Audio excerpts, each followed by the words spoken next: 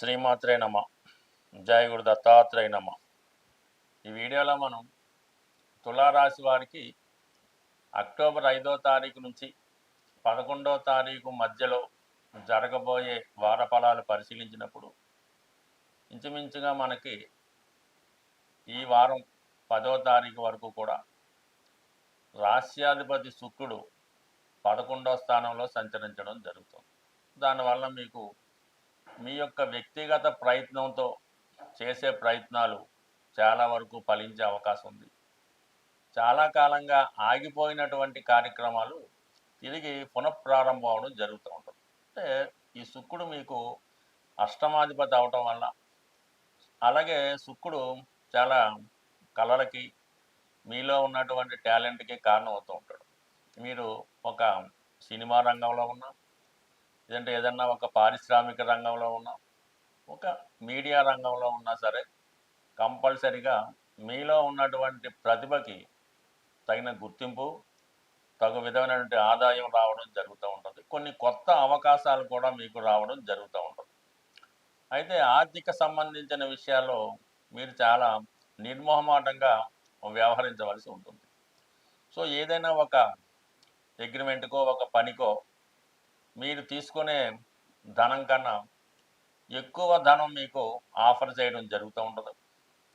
అయితే చివరికి అనుకున్న ధనం మీకు రాకుండా జరిగే అవకాశం ఉంది. అంటే ఇది మొగమాటం వల్ల, వేరే కారణాల వల్ల మీరు అనుకున్న దాంట్లో చాలా వరకు ధనం మీ చేతికి రాకపోవచ్చు.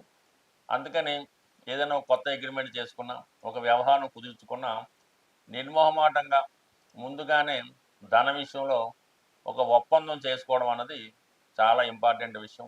లేకపోతే పెద్దగా మీకు కష్టపడిన తర్వాత ఏమి మిగిలే అవకాశం ఉండదు.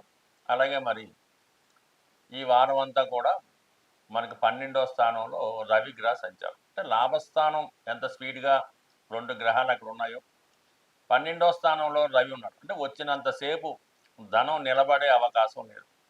ఒక చేతితో వస్తే ఒక చేతితో ఖర్చు అయ్యే అవకాశం ఉంది. అలాగే ఇంచుమించుగా శుక్రుడు 10వ తారీఖున 12వ స్థానంలోకి రావడం జరుగుతుంది. అంటే అధిక మొత్తంలో మీరు ధనాన్ని ఖర్చు పెట్టవలసి ఉంటుంది. అది వైద్యపరమైన ఖర్చులు అవ్వచ్చు, దీర్ఘకాలంగా ఉన్నటువంటి సమస్యల పరిష్కారానికి ధనాన్ని వెచ్చించవలసి రావడం జరుగుతుంది. అలాగే ప్రభుత్వానికి చెల్లించిన ట్యాక్సులు, పన్నులు వగైరా చెల్లించవలసి ఉంటుంది. మీ కుటుంబంలో ఒకరికి, లేదంటే మీ తండ్రి గారికి, గురువు గారికి, తండ్రి సమానమైనటువంటి వ్యక్తులకి సడన్గా హెల్త్ ప్రాబ్లం లాంటివి రావడం వల్ల హాస్పిటలైజేషన్ అవ్వడం కానీ, వారికి మీరు ఏదైనా సేవ చేయడం కానీ, వైద్యం చేయించడం కానీ, దగ్గరుండి కొంత సపర్యలు చేయడం కానీ జరిగే అవకాశం ఉన్నది. బట్ ఏదైనా మీరు హాస్పిటల్ సందర్శిస్తారు, వైద్యపరమైన ఖర్చులు ఉంటాయి. వ్యక్తిగతంగా మీ ఆరోగ్యం గురించి కూడా కొంత శ్రద్ధ తీసుకోవాల్సి ఉంటుంది. అలాగే లాభాధిపతిగా ఉన్నటువంటి రవి వ్యయ స్థానంలో ఉంటే శని యొక్క దృష్టి రవి మీద పడుతుంది. అందువల్ల మీకు చాలా కాలంగా పరిష్కారం కాని సమస్యలు ఏవైనా ఉంటే అవి పరిష్కరించుకోవడం జరుగుతుంది. దానివల్ల మీకు కొంత నష్టం కూడా జరిగే అవకాశం ఉన్నది. బట్ ఏదైనా ఏ సమస్య అయినా ఇప్పుడు వదిలించుకోవడమే బెటరు. తర్వాత మళ్ళీ అది మరింకా జటిలమయ్యే సమస్య ఉండే అవకాశం ఉంది. కాబట్టి ధన నష్టం పోతే పోయిందని మీ యొక్క వ్యక్తిగత వ్యవహారాలు కానీ, లీగల్ సంబంధించినవి కానీ సెటిల్మెంట్ చేసుకుంటేనే మీకు ఫేవర్గా ఉండే అవకాశం ఉంది.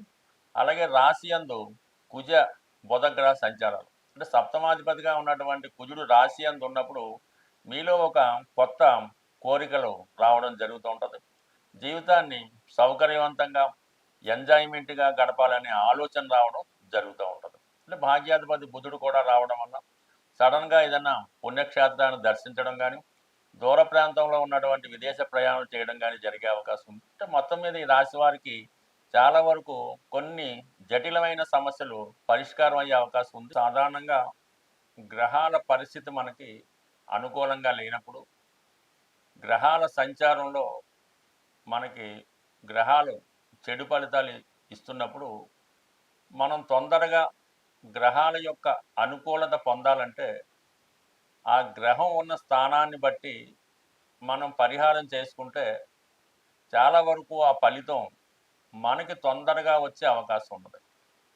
అంటే ప్రస్తుతానికి శని భగవానుడు మీనరాశిలో జలతత్వ రాశిలో ఉండడం వల్ల శనికి అధిదేవత అయినటువంటి శివుడికి అభిషేకం చేయడం ద్వారా మీరు తొందరగా మంచి ఫలితాన్ని పొందుతూ ఉంటారు. శని యొక్క అనుగ్రహానికి లోనయ్యే అవకాశం ఉంటుంది. అంటే శని భగవానుడికి కేవలం ఏలినాటి శని, అష్టమ శని, అర్ధాష్టమ శని జరుగుతున్న వారే కాకుండా ప్రతి ఒక్కరూ కూడా విధి విధానంగా కంపల్సరిగా శని భగవానుని, శనీశ్వరుని పూజించవలసి ఉంటుంది. కాబట్టి ప్రస్తుతం మీరు శని భగవానుని ఈశ్వరుడికి లేదంటే డైరెక్ట్గా శని భగవానుడికి అభిషేకం చేయడం వల్ల మీ యొక్క సమస్యలు చాలా తొందరగా పరిష్కారం అయ్యే అవకాశం ఉంటుంది. అలాగే ఏదన్నా ఒక గ్రహం అగ్నితత్వ రాశిలోకి వచ్చినప్పుడు, అంటే మనకి ఏదో ఒక గ్రహం అనుకూలంగా లేదు, అది మేష, సింహ, ధనుసులోకి వచ్చినప్పుడు మీరు ఆ గ్రహానికి హోమం చేయవలసి ఉంటుంది. ఆ గ్రహానికి హోమం చేయడం వల్ల, అధిదేవతకి హోమం చేయడం వల్ల తొందరగా ఆ ఫలితం మీరు పొందడం జరుగుతూ ఉంటుంది. అదే వాయుతత్వ రాశులైనటువంటి మిథునం, తుల, అలాగే కుంభం, అంటే కుంభరాశిలో ప్రస్తుతం రాహు సంచారం చేస్తున్నాడు. కాబట్టి రాహుని మనం ప్రసన్నం చేసుకోవాలంటే జపం చేసుకోవడం ద్వారా, అంటే రాహు గ్రహానికి డైరెక్ట్గా జపం చేసుకోవడం కానీ, దుర్గా అమ్మవారికి సంబంధించినటువంటి స్తోత్రాలు చదువుకోవడం కానీ, అమ్మవారిని సంబంధించిన లలితా సహస్రనామము, దుర్గా అష్టోత్తరము ఏదో ఒకటి మీరు చదువుకోవడం వల్ల కంపల్సరిగా రాహు యొక్క అనుగ్రహం మీకు తొందరగా లభించే అవకాశం ఉంది.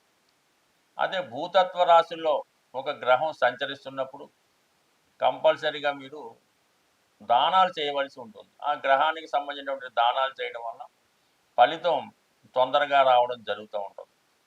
బట్ ఏదైనా ఈ పాపగ్రహాలకి కంప్లీట్గా మీరు జపం ద్వారా కానీ, హోమం ద్వారా కానీ, దానం ద్వారా కానీ మీరు ప్రసన్నం చేసుకోవచ్చు.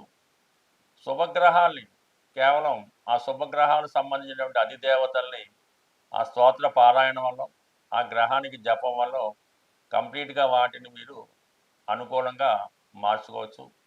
బట్ ఏదైనా కొన్ని గ్రహాలకి సులభంగా మీరు ఫలితం పొందొచ్చు. అంటే ఈ బుధుడు, ఈ శుక్రుడు, ఈ కుజుడు తొందరగా మీకు ప్రసన్నం అవడం జరుగుతుంటుంది. కాబట్టి సులభంగా వాటిని మీరు శుభంగా మార్చుకోవచ్చు.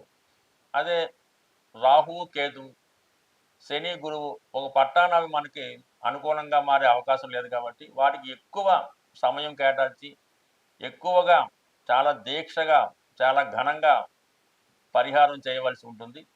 సో ఏదేమైనా గ్రహాల్ని మనం ఎంతగా ప్రసన్నం చేసుకుంటే మనకి జాతకం అంత అనుకూలంగా మారే అవకాశం ఉంటుంది. స్వస్తి.